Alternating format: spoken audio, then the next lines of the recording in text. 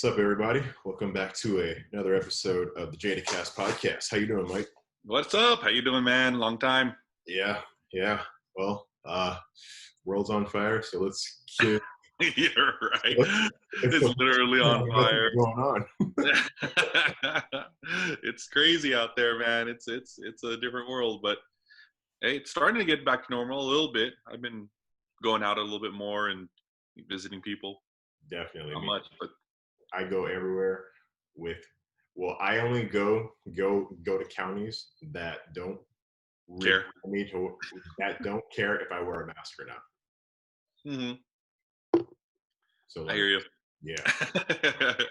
Don't fit over that beard anyway. It actually, it doesn't. No, it just kind of lays on top of it. Exactly. I'm kind of screwed in that one. Yeah, so damn, it's growing in full though, boy. It's the longest I've seen it ever. Dude, man. And I still have a barber too. Yeah. Still have a barber. Nice. I feel like I have a secret, a bootlegger. Yeah. I have to keep secret. Yeah, exactly. Like, shh, I got the hookup. He's in the back. He'll Don't slip say in. anything online about it. Yeah. Yeah, but I'm good with that. Nice. All right. So what's the plan today? So today we want to jump in for a little bit of a Q&A, and then at the very end, you actually have something pretty cool to show us. So one little thing, yeah. I think it's going to be kind of cool to show you guys something I don't think you guys are expecting. So hopefully you like it. I dig it. I think it's pretty cool. And so make sure that you watch the entire episode to see what it is at the very end. Yep. All right, Mike. So how about if we jump into some questions from our fans? Sounds good. All right, and I think I might actually try to pronounce people's screen names correctly, but forgive me if I don't. But anyways, I'm gonna just pop it up on the screen anyway. All right, here we go. Question number 1 from DA Carmen 32. Would y'all come up with a Bozosoku line? So Bozosoku, you know what that is, right? That's that hardcore, crazy arrow. Crazy arrow, Japanese culture vehicles that it all started, I think, motorcycle from what I understand it. It started with the kamikazes who survived the war, who didn't give their lives up for the war. And they just started this whole movement with, I think it started with motorcycles first. Yeah. Well, they were like a motorcycle gang, apparently. Yeah. And they do these crazy body kits on motorcycles, on cars, on big rigs. And you know what? I was fortunate enough to be able to see those guys in real life in Osaka, Japan, when I went out there 4 or 5 years ago, maybe. Mm-hmm. And dude, it's a spectacle, dude. The sounds, and it's awesome. And we were starting to hint towards that style when we started doing some of the RX-3, the RX-3 with those cone flares that we have. Mm-hmm. That comes from the Bozosoku style. But we didn't go as extreme. I mean, it's a little bit there, but it's not quite the full-on Bozosoku with the crazy exhaust tips and stuff. But that's a direction I would love to go to. That VIP, Japanese VIP style. There's a lot of things that we are talking about. It's been floated around. Are we working on it yet? I can't say, but stay tuned. Secret society right here. Your eyes out, yeah. Mm-hmm. I mean, there's a reason why I look at all these cars, right? There's a reason why I go out to like Japan and keep notice of what the styles are and stuff out there. So, it's a very good possibility that you may see something like that. Yeah, scouting. Mm-hmm. All right, from Elo Hatemio. When will the rest of the collection of Fast and Furious be released? Many cars are missing. Frown face. You know what? There's a ton of cars. Yeah. And we know that we haven't done, I mean, and just for the Fast and Furious 124 scale, I think we have more than 65 different cars from the movies, Just about. between all the 8 movies so far. So I think we're doing a pretty good job. I think we have the biggest library of Fast and Furious vehicles out there right now. More than Um, anyone else. and we still have the contract. We have a few more years on the contract, so which means we're going to be doing more. Um, I know there's a lot more that's missing. Believe me, we research it. We know what we have, we what we need to do, and there's more coming. Don't worry about that. Yeah, so just to name a few that people have always talked about, like Sean's Evo and 124, Hector's Honda Civic Integra, um, Roman Spider Eclipse, yeah, S15 from Tokyo Drift, Mona Lisa, etc., etc. Again, it's just a matter of time. Yeah. I mean, again, there's a ton of cars we know we haven't done yet. We have this contract for a long time. We're working on new vehicles, and you'll see new stuff coming out. Whew, you'll start seeing stuff within the next month or two, Yeah, actually. yeah, Yeah. cool. All right. I Next. mean, so real quick, sorry, people have already started seeing the Gladiator. Yeah, We've been seeing posts about that already, so that one's out of the bag. That one's already in stores, and that's an F9 car. So which more are coming, right? yeah, yeah, there are.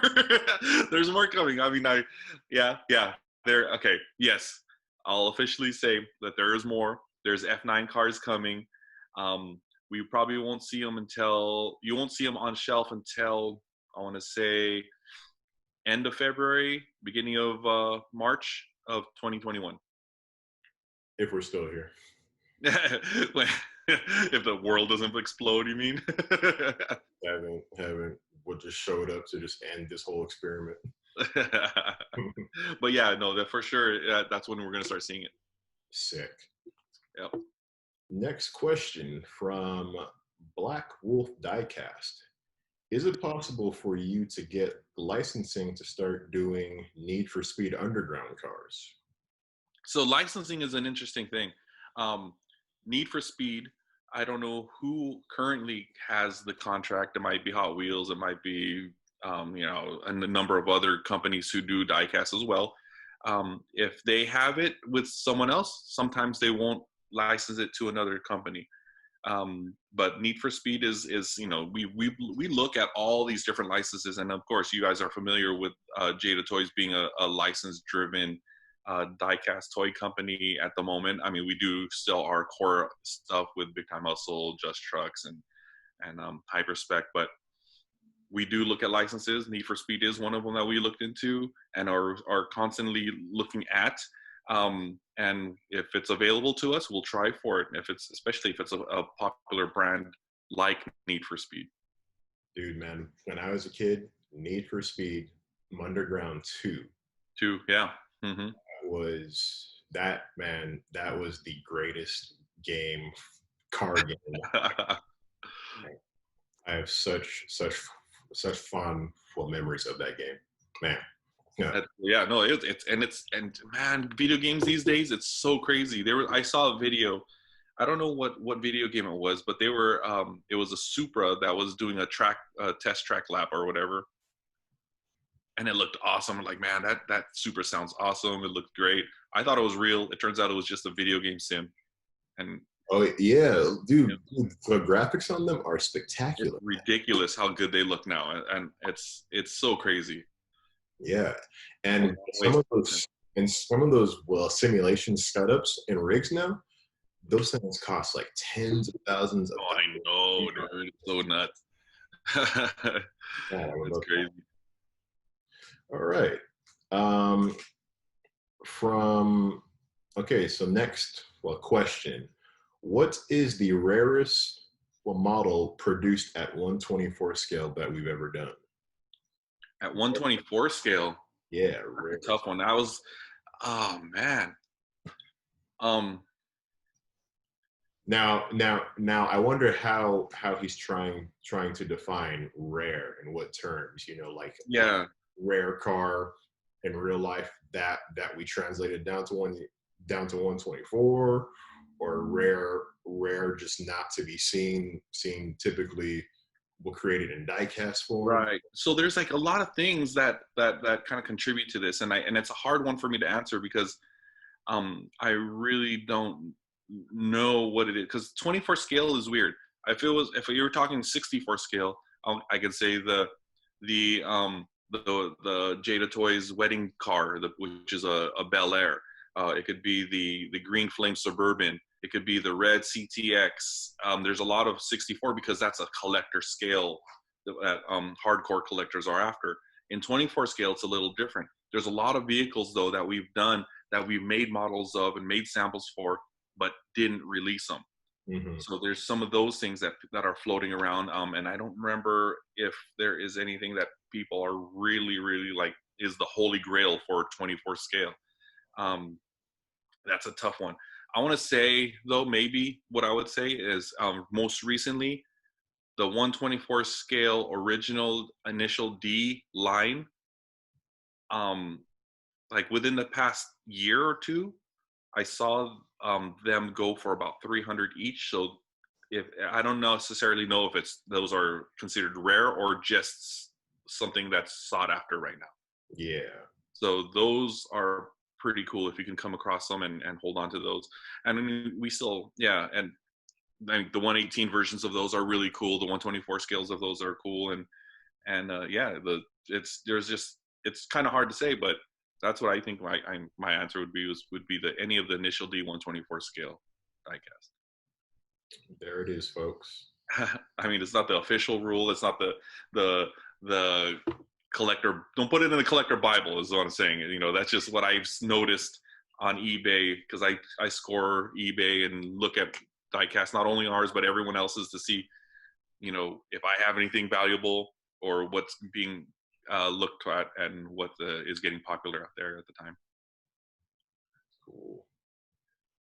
Next question from E30VT. Do you foresee the tuner culture of the early 2000s making a comeback? Interesting question. I like this Yeah. Oh, dude. Well, tuner culture in general is there, but it shifted from like affordable cars to a little bit more upscale cars. one. Yeah. Like, and I'm calling your car your G. What yours? What are you driving now? Yeah. Q. Q. Your Q. Yeah. Well, sorry. So like even the G's though, even the G's are a little bit shifted from that like 15 to $25,000 car to 30,000 around there and 30 up. to 50 nowadays. Yeah. Yeah. So it's there. It's just a different you know, bracket of how much those cars are worth, right? I mean, the new Civic is there, is still there, and it does really well. The GT, the Toyota GT86, Yes. those are Well, still, you know what? I think that the Scion FRS GT86 BRZ is yeah, probably the most important JDM car of this decade, because it gave more enthusiasm to a sort of a dead market in a yeah, sense. Like, exactly. I was a we big, weren't that excited about sports cars for like a little while, but then that car came back, and yeah. So yeah. exactly. So that car brought back the feeling of sport compact vehicles to the industry. Um, and I was banking on that. I was hoping that car would start a trend with everyone else to bring out more cars that were affordable but high performance with a lot of aftermarket support. It didn't really happen that way, but you know, companies are seeing that, yeah, they can still put out cars that are a little more expensive because kids are still paying for them and still fixing them up. So that lower end, not I want to say don't want to say lower end, lower, more affordable Yes. price range. It's cool, but it didn't gain as much popularity as I hoped it would to bring back a true sport compact car enthusiast scene. Yeah. But yeah, I'm like the Q, the G, You know, I see kids more than ever fixing up like BMWs and, you know, more higher end vehicles. So that's where it's at right now, and I hope it goes back to the more affordable cars, because I think that's like, to me, you're starting off with a more affordable vehicle, and that doesn't have all the bells and whistles, and you're putting into it what you want it to be, and it looks, it's a more of a, to me it's more, it just feels more Of a, custom to the person who built it. yeah. Yeah. Yeah, sorry, I might cut you off there. My No, bad. no, no worries, no worries. But yeah, I think it'll come back, and I think as soon as the economy gets better again, and I mean, it's not that bad right now, but as soon as people have more disposable income and things like that, I think we'll see something come back even stronger than it is. I mean, it's there, it's just shifted, like I said. And then just well, just to name some of the tuners out there, well, that are starting to make a comeback. You know, like the next year for the next year for the GT86, they're Mhm. gonna turbo it finally. Yeah, yeah, exactly. You Yeah, know, and we're expecting to see a new Z coming out. yeah, the 400Z. Yeah, I've been seeing some of the concepts, but also the commercial for it yeah. too. So I'm Sounds curious sounds about. interesting. It's actually, well, they're actually planning to put, well, my motor inside of it. Oh, really? Yeah, so Oh, nice. into Z's, they will finally be twin turbo. Yeah. Could have been, but yeah. So I mean, the effort is there, Yep. and like people, they definitely do have the interest, and so a little bit here and there, it's coming. Yeah. Yeah. I mean, I hope so. I really dig the new Civic Type R. I really dig a lot of the stuff that's coming out. You know, it's just what really that lower affordable price point. There's not much there as far as you Yeah, know. You maybe you can call the Fords, the RSRs, the Focuses, the, you know, the, I don't know. Is, I don't. What's the price point of Subarus these days now? I mean, are all those still in that same price range? It's kind of a different thing. It's changed, but it's there. It's just people are doing more higher end vehicles, or slightly higher end. yeah. They're either buying higher end, or they're buying SUVs and pickups. Yeah, yeah, yeah. There's a, you know, you know, I'm into the truck world, and everyone who was into fixing up Toyotas and Civics, and, you know, back in 2000, are now all on Toyota Tacomas and 4Runners. Yeah. That's kind of the joke in the industry right now. All right. Next question, um, from Jose First Avenger 15. What was your guys' inspiration of making, well, diecast cars from movies and TV shows? Good question. So yeah, yeah, it's a good question. And if you look at the world right now, geeks run this world, especially in entertainment. Like Yeah. all you know, all of us are geeks in Jada Toys. We're all into like different things. You know, I like the old school Japanese animation. You're a comic guy, right, Jordan? You're into comics. You know, he loves all the comic book movies, and he'll debate you on, was it, which one did you like, Batman versus Superman, all day long. And it grinds my gears at the fact of like how many people don't understand that even before BVS had came out, Yeah. Batman always beat Superman. I Yeah. get into going with people. I get into fights over it. He's a See, that's how much how geeky this boy is, dude. But yeah, we're all about that, and this world is all about that. What are the biggest movies in the world right now? They're all comic book movies. You know, they're all they all have to do with some sort of like niche or hobby that you're into, right? You know, with Fast and Furious, is all about the car world, or it used to be about the car world. Now it's a heist movie, but you know, it's still making a lot of money. You got the superhero movies. You got all that stuff, and it's all about those licenses, the entertainment licenses. So naturally, you know, we already have the vehicles. we wanted to, we have to diversify our portfolio.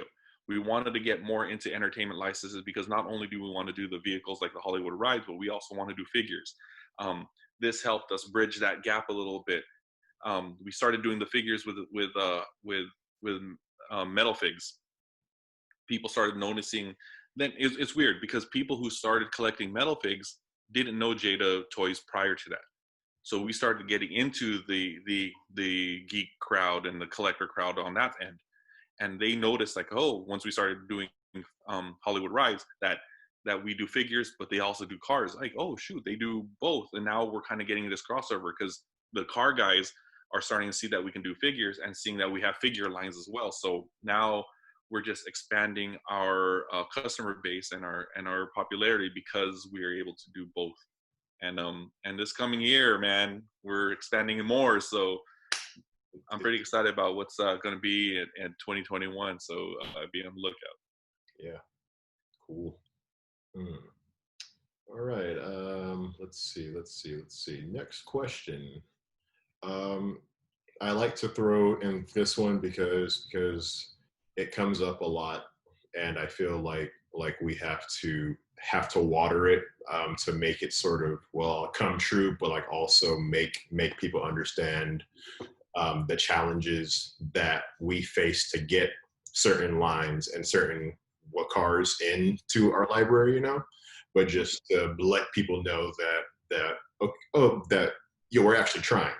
But so we have a question. Well, it's not a question, but it says, please make a new line of Mercedes Benz. And I think that we can use that for like, well, European brands overall, so Mercedes, Beamer, Audi, et cetera, et cetera.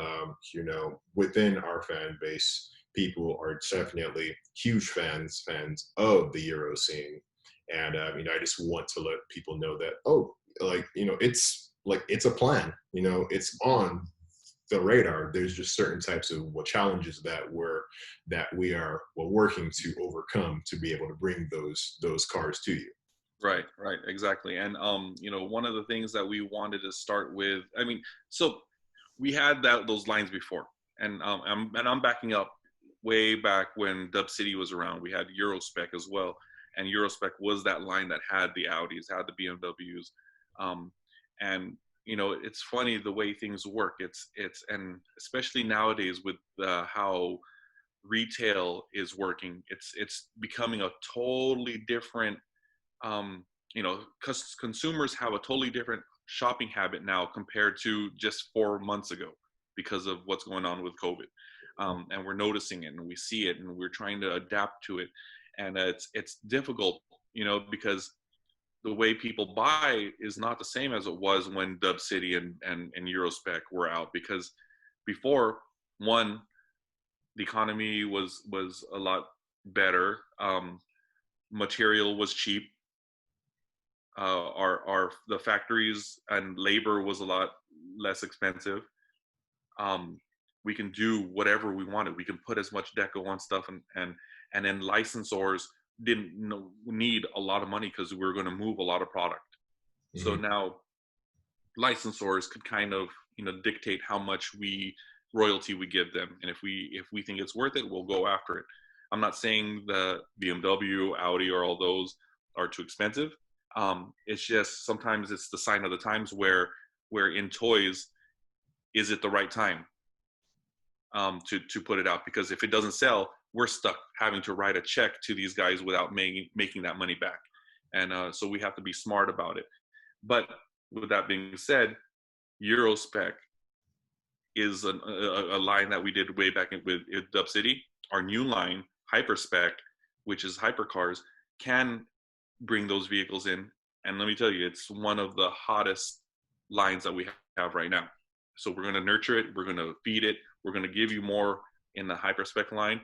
It might not all be you'll see when it comes down the pipeline, but when you think Hyperspec, don't think all European as well. It's just think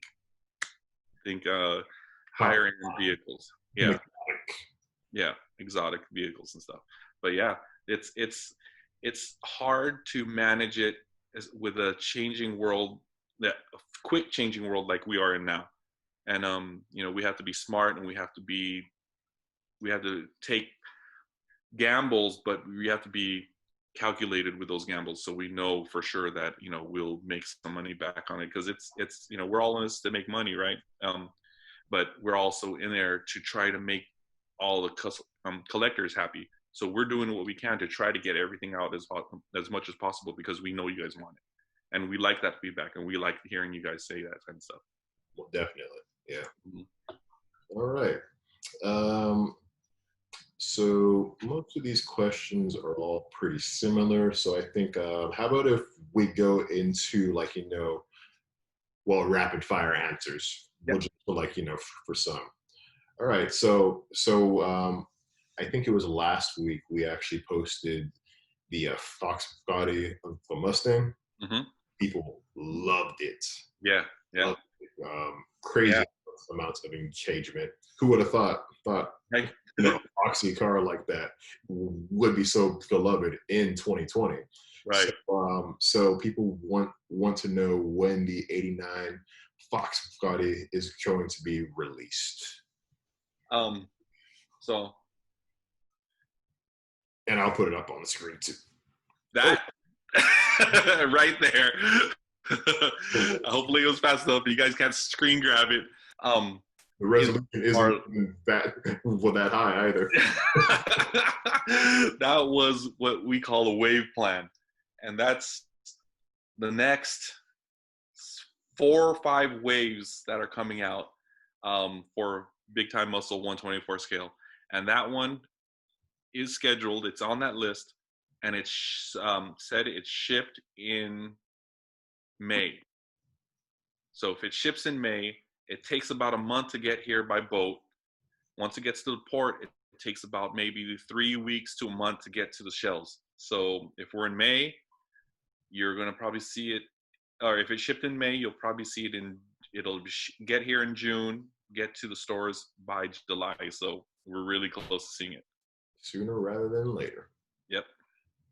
All right. Next question. Will there be more from Back to the Future? Back to the Future? Yeah. Yeah. I mean, and what, like, isn't this year like the 30th anniversary of Back to the Future or something? 35th, I believe. 35th, yeah, 35th anniversary. Yeah. So how can we not celebrate that?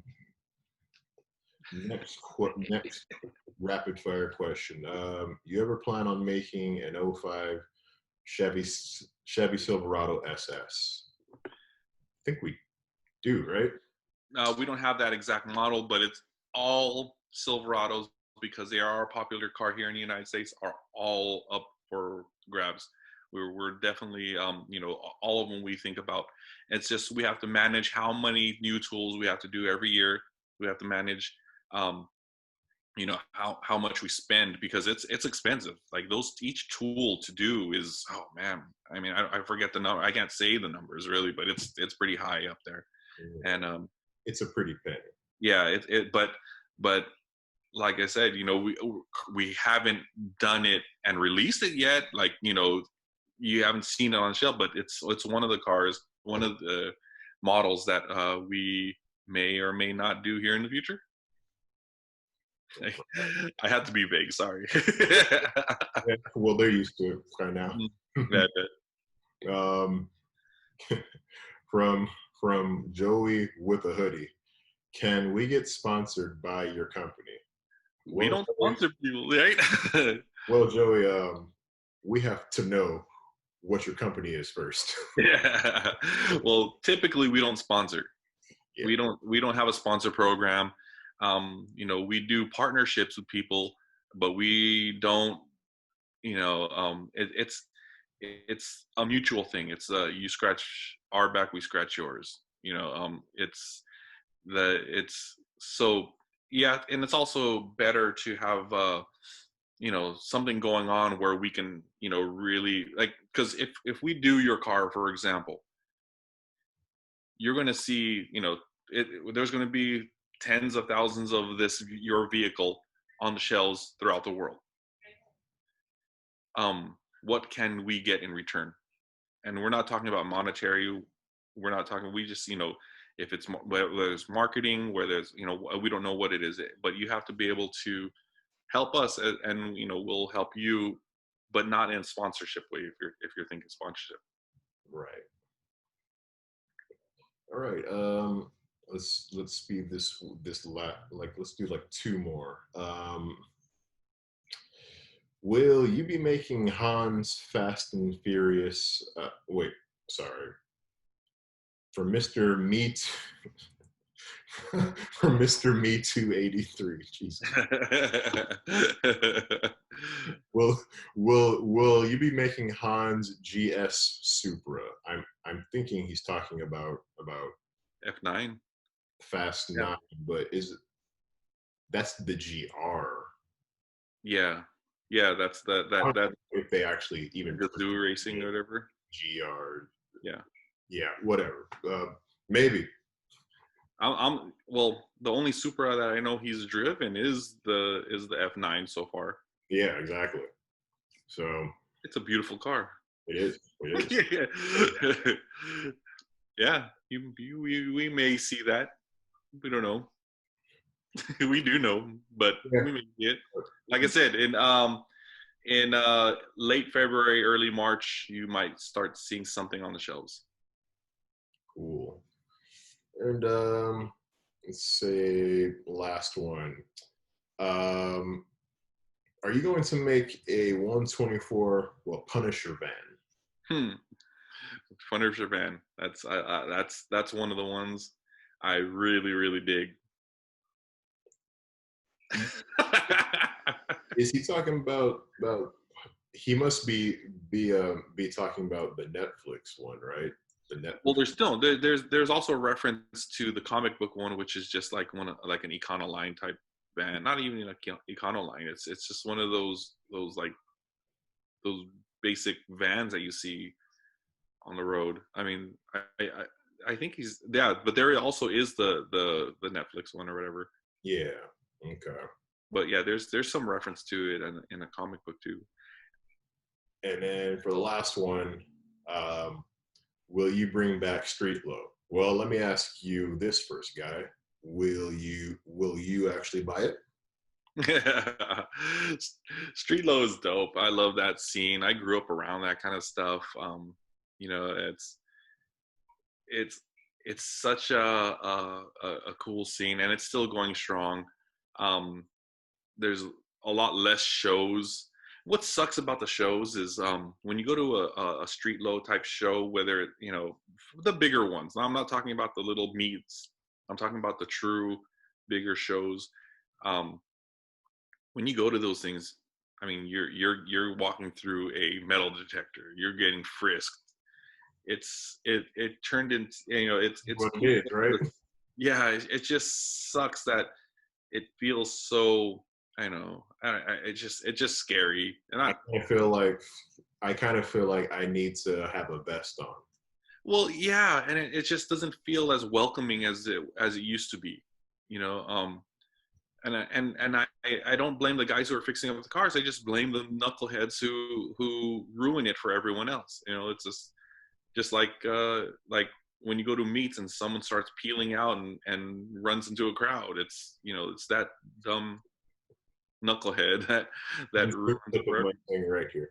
But yeah, but that's not that. I don't think that's why we don't have a line now.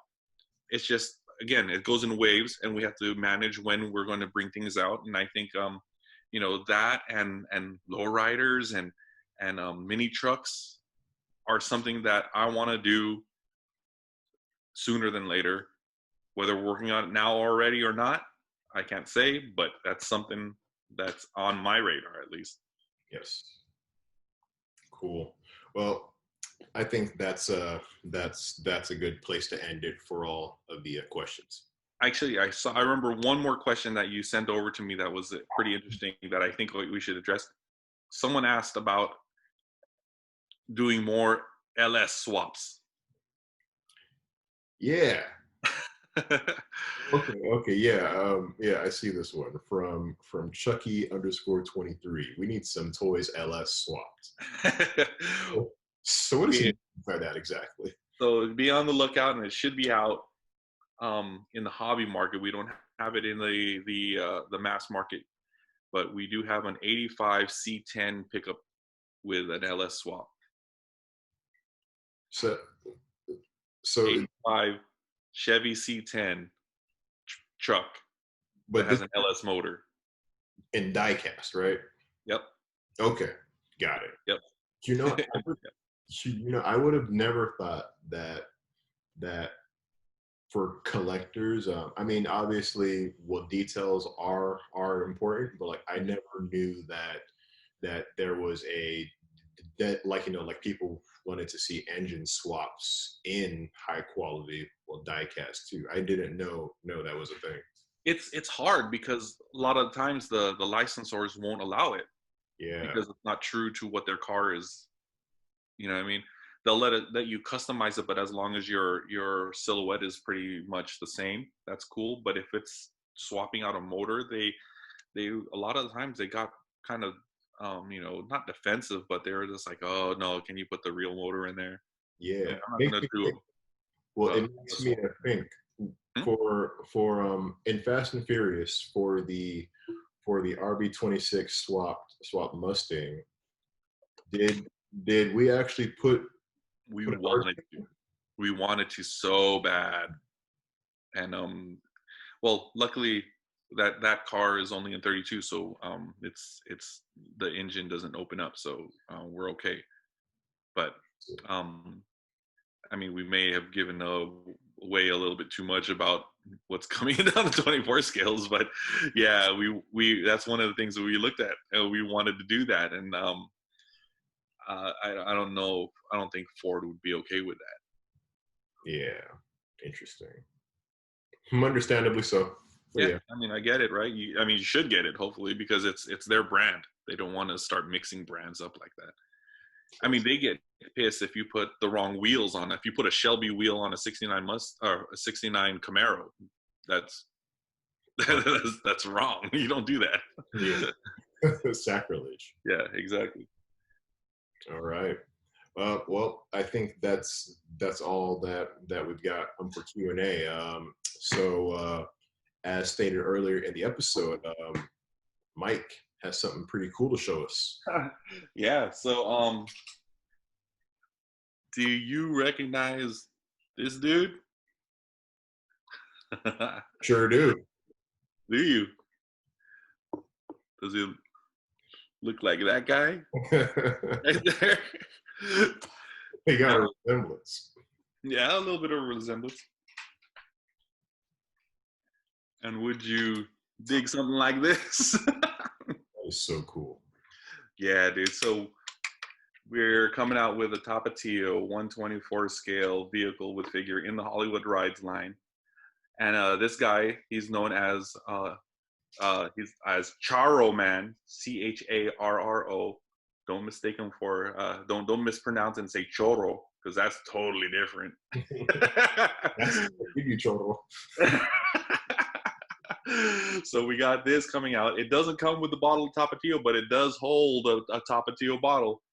So be on the lookout for this. This is coming soon. That is so One of cool. the Yeah, this is like one of the first few of the a line that we're doing that has that's associated with kind of food stuff. I mean, I just love how it holds a bottle of Tapatio with it, and like Yeah. you're kind of incentivized to just have it out. Yeah, exactly. Put it on your table. Get it at a restaurant. Have someone like say, "Hey, pass over the Tapatio," and they'll just roll the car over to you. Yeah, But yeah, no, this is pretty fun. This is cool. His stance is, I mean, I think it turned out really good. We've never seen. We had to come up with the pants and the everything up below his chest because this is all we've ever seen of Charo Man. So we had to seems come up with everything else. seems pretty accurate though.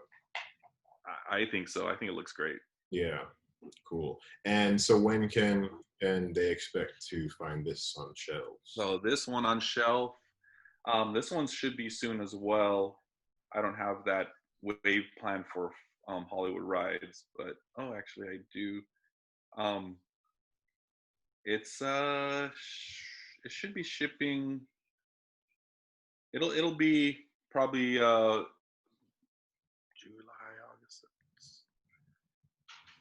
March, April of 21. Sounds good. Yep. All Top right. of you. Thanks, Mike. Well, No problem.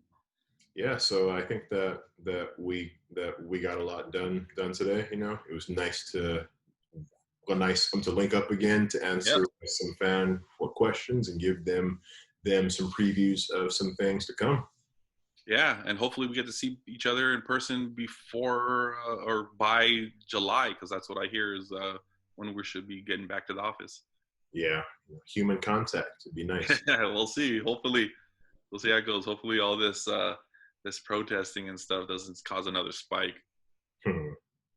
Yeah, well, we could talk about that. Have you seen those rubber bullet wounds, dude? Well, you see, you see that new TV over there now. You're stupid. I ain't about that loot stuff. But yeah, cool. Cool, man. All right, Mike. Hey, nice seeing you again, man. All right. Peace out, everybody.